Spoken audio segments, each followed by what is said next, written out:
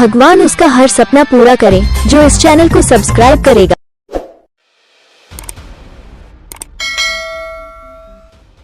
सुखिया और अमर प्रथम की बातें सुनकर दक्ष हैरान था।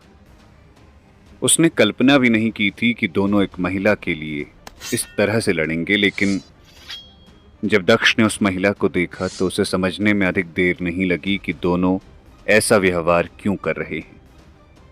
वो महिला युवा थी और उसके यौवन मादकता से भरे हुए थे। उसके कपड़े उसके बदन में धंसे हुए थे, जिससे उसके यौवन का उभार और भी आकर्षक लग रहा था। उसकी सुंदरता को देखकर दक्ष, जिसके पास मजबूत दिमागी शक्ति थी, वो भी हैरान था। दक्ष उस महिला की ओर बढ़ने लगा और उसने उसके इत्र की खुशबू को सूंघा। वो जितना उसके करीब गया, उसे उतना ही सुंदर और मासूम पाया। फिर उसने मन ही मन कहा, इसकी सुंदरता को देखकर पत्थर की मूर्ति भी इसकी ओर आकर्षित हो जाएगी। अमर प्रथम तो केवल योगी पुरुष ही है। उस महिला के करीब जाकर दक्ष ने पूछा, तुम कौन हो? दक्ष ने अपनी आध्यात्मिक शक्तियों का इस्तेमाल कर यह अनुमान लगा लिया था कि वो कोई साधारण महिला नहीं थी। उससे सावधान रहने की आवश्यकता थी। हालांकि उसकी आध्यात्मिक शक्ति ज्यादा शक्तिशाली नहीं थी, जिससे दक्ष को किसी तरह का खतरा हो सकता था। दूसरी ओर वो महिला डरी नहीं थी। उसने कहा, मैं आदिम जाति के प्रमुख की 7वीं बेटी हूं, आदिम जाति की 7वीं राजकुमारी। अमर प्रथम और सुखिया एक बार फिर लड़ने ही वाले थे, लेकिन जब उन दोनों ने दक्ष को देखा कि वो 7वीं राजकुमारी से पूछताछ कर रहा है तो वो दोनों रुक गए। सुखिया ने कहा, मैंने इस राजकुमारी से पहले ही वादा किया है कि सुंदरवन के नष्ट होने से पहले ही उसे मैं इस दुनिया से निकाल दूंगा। अमर प्रथम भी चिंतित दिख रहा था। उसे डर था कि दक्ष राजकुमारी को मार सकता है। उसने कहा, स्वामी, 7वीं राजकुमारी में बहुत क्षमता है। मैंने पहले ही उसे अपना शिष्य बनाने और झुंझुनू वापस ले जाने का फैसला कर लिया है। दक्ष अब भी उदासीन दिख रहा था। शायद उसे राजकुमारी पर शक हो रहा था। दक्ष ने कहा, तुम दोनों को ये कहां मिली? सुखिया और अमर प्रथम ने एक ही समय में उत्तर दिया, ये प्रमुख की हवेली के तहखाने में थी। दक्ष को उस राजकुमारी पर शक हो रहा था और वो किसी ऐसे को अपने साथ नहीं रखना चाहता था जिस पर उसे संदेह हो, लेकिन दुर्भाग्य से सुखिया और अमर प्रथम पहले ही उस राजकुमारी के लिए पागल हो चुके थे। यदि दक्ष उसे मार भी देता तो उसके हिस्से में केवल नफरत ही आती। वो सुखिया और अमर प्रथम को समझाना चाहता था कि एक कमजोर राजकुमारी का साथ पाकर वो दोनों कुछ भी हासिल नहीं कर पाएंगे। और तो और वो पवित्र समुदाय के 2 प्रमुख योद्धाओं के बीच मनमुटाव की वजह बन चुकी थी, इसलिए दक्ष और भी परेशान था। दक्ष को देखकर 7वीं राजकुमारी की आंखें भी चमक उठी। वो भी सहजता से बता सकती थी कि सुखिया और अमर प्रथम की तुलना में उसके सामने मौजूद दक्ष अधिक मजबूत था। उसने मौके का फायदा उठाया और दक्ष के सामने घुटने टेक दिए और विनती की, मैं वास्तव में उन दोनों के साथ झुंझुनू वापस नहीं जाना चाहती। उन दोनों ने मुझे मजबूर किया है, कृपया मुझे बचा लीजिए। राजकुमारी की बातें सुनकर दक्ष ने अपनी नजरें सुखिया और अमर प्रथम की ओर घुमाई। दोनों अपना सर झुकाए शर्मिंदगी का भाव लिए खड़े थे। दक्ष ने कोई प्रतिक्रिया नहीं दी। तभी अमर प्रथम ने कहा, मैं तुम्हें केवल अपनी शिष्या बनाना चाहता हूं। मैं तुम्हें वो सब कुछ सिखाना चाहता हूं जो मैं जानता हूं। योग शक्ति सभी के लिए है। एक महिला भी योग शक्ति सीख सकती है और उसका इस्तेमाल कर सकती है। सुखिया ने कहा, राजकुमारी, मैं वास्तव में आपको सुंदरवन से बाहर निकालकर आपकी जान बचाना चाहता था। वैसे भी सुंदरवन खत्म होने वाला है। दक्ष ने कहा, क्या अब तुम लोगों की लड़ाई खत्म हो चुकी है? दक्ष ने सुखिया और अमर प्रथम की ओर देखा और कहा, अब से 7वीं राजकुमारी मेरे साथ रहेगी। इसके स्वामी बनने का सोचना भी मत। अमर प्रथम और सुखिया दोनों का चेहरा उतर गया। वो दोनों चिंतित हो गए और सोचने लगे कि क्या दक्ष भी 7वीं राजकुमारी की ओर आकर्षित हो गया है और वो अब उसे अपने साथ रखना चाहता है। वहीं सुखिया ने हिम्मत करते हुए दबी जबान से कहा, स्वामी, क्या आप भी सातवीं राजकुमारी की ओर आकर्षित हो चुके हैं? दक्ष ने अपनी भावना को नहीं छुपाया और कहा, हाँ, सही पकड़े हो। सातवीं राजकुमारी बेहद खूबसूरत है। उसे देखने वाला प्रत्येक आदमी उसकी ओर आकर्षित हो सकता है और उसमें मैं भी शामिल हूं। अमर प्रथम और सुखिया को दक्ष पर गुस्सा आ रहा था, लेकिन उन दोनों ने दक्ष से लड़ने की हिम्मत नहीं की। उन दोनों को पता था कि यदि वो दोनों मिलकर भी दक्ष से मुकाबला करें तो भी वो दक्ष को हरा नहीं सकते थे।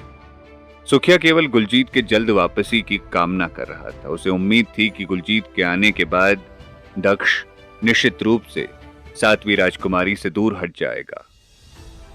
सातवीं राजकुमारी मुस्कुराई। उसकी मुस्कुराहट को देखकर दक्ष और भी बेचैन हो गया। वो सोचने लगा, क्या ये राजकुमारी किसी योजना का हिस्सा है जिसे जानबूझकर मुझ तक भेजा गया है?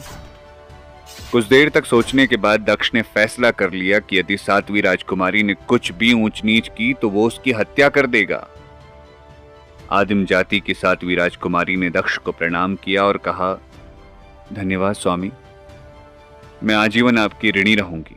दक्ष ने पूछा, तुम्हारा नाम क्या है? सातवीं राजकुमारी ने कहा, रोमा। रोमा बेहद विनम्रता से दक्ष के सामने पेश आ रही थी। उसकी इसी विनम्रता ने दक्ष के मन में और भी शंका पैदा कर दी थी। दक्ष ये मान चुका था कि कुछ न कुछ गड़बड़ अवश्य है। इतने विनम्र होने की कोई आवश्यकता नहीं है। अब से तुम्हें डरने की कोई जरूरत नहीं है। तुम मेरे साथ रहोगी और मैं सुनिश्चित करूंगा कि कोई भी तुम पर उंगली ना उठाए। दक्ष ने राजकुमारी रोमा की आंखों में गौर से देखा। राजकुमारी की आंखें चमक रही थी, लेकिन उसके चेहरे के भाव को देखकर साफ लग रहा था कि उसकी आंखों में कोई ना कोई राज अवश्य छिपा हुआ है। दक्ष आगे बढ़ने लगा। उसके पीछे रोमा भी चलने लगी। अचानक रोमा के पैर डगमगा गए और वो अपना संतुलन खो बैठी और वो गिरने ही वाली थी कि तभी दक्ष ने अपना एक हाथ बढ़ाया और उसकी कलाई पकड़ अपनी ओर खींच लिया। राजकुमारी रोमा गिरने की बजाय विपरीत दिशा में आई और सीधे दक्ष से टकरा गई। उसको इतने करीब से देखकर दक्ष असहज महसूस करने लगा।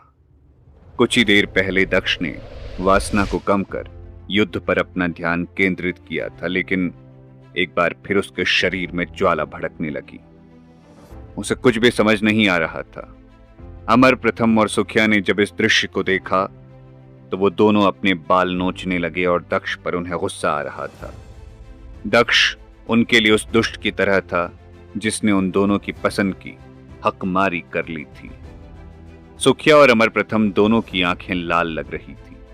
यहां तक कि दक्ष ने जो किया उससे रवीना भी असहज महसूस करने लगी, लेकिन उसने आपत्ति नहीं जताई। दक्ष अब भी राजकुमारी रोमा के करीब था। वो दोनों इतने करीब थे कि उन्हें एक दूसरे की सांसों की गर्माहट भी महसूस हो रही थी। रवीना ने अपना गला साफ करते हुए कहा, महामहिम, अमरपिशाच समुदाय के योद्धा और जंगली जानवरों के शक्तिशाली योद्धाओं ने पहाड़ी की चढ़ाई शुरू कर दी है। यदि हम जल्द से जल्द वहां नहीं जाते हैं तो वो सभी सुविधाजनक स्थान पर कब्जा कर लेंगे, ताकि यदि सबसे बड़ा खजाना निकले तो वो आसानी से उसे कब्जे में लेने में कामयाब हो सके। रवीना की बातें सुन दक्ष दूसरी दुनिया से बाहर निकला और उसने अपने कदमों को पीछे खींच लिया। उसने राजकुमारी रोमा की पीठ को थपथपाते हुए कहा, डरने की कोई जरूरत नहीं है। इसके बाद वो सभी पहाड़ी की चोटी पर चले गए। आदिम जाति के योद्धाओं को दक्ष ने कमतर आंका था। इस समय जब वो पहाड़ी की चोटी पर पहुंचा तो उसे इस बात का एहसास हुआ। हालांकि आदिम जाति के योद्धाओं की सबसे बड़ी कमजोरी थी कि उन्होंने लंबे समय से युद्ध नहीं किया था, जिसकी वजह से वो अभ्यास से दूर थे। यही वजह थी कि अमर पिशाचों के खिलाफ वो पूरी ताकत से मुकाबला नहीं कर सके और अधिकांश शक्तिशाली योद्धा या तो मारे गए या बुरी तरह से घायल हो गए थे। केवल 4 शीर्ष शक्तिशाली योद्धा अब भी युद्ध कर रहे थे। अमर पिशाच समुदाय के शीर्ष योद्धा पहले ही पहाड़ी की चोटी पर पहुंच चुके थे। वो पहाड़ी के ऊपर मौजूद वेदी के आसपास इकट्ठा हो चुके थे।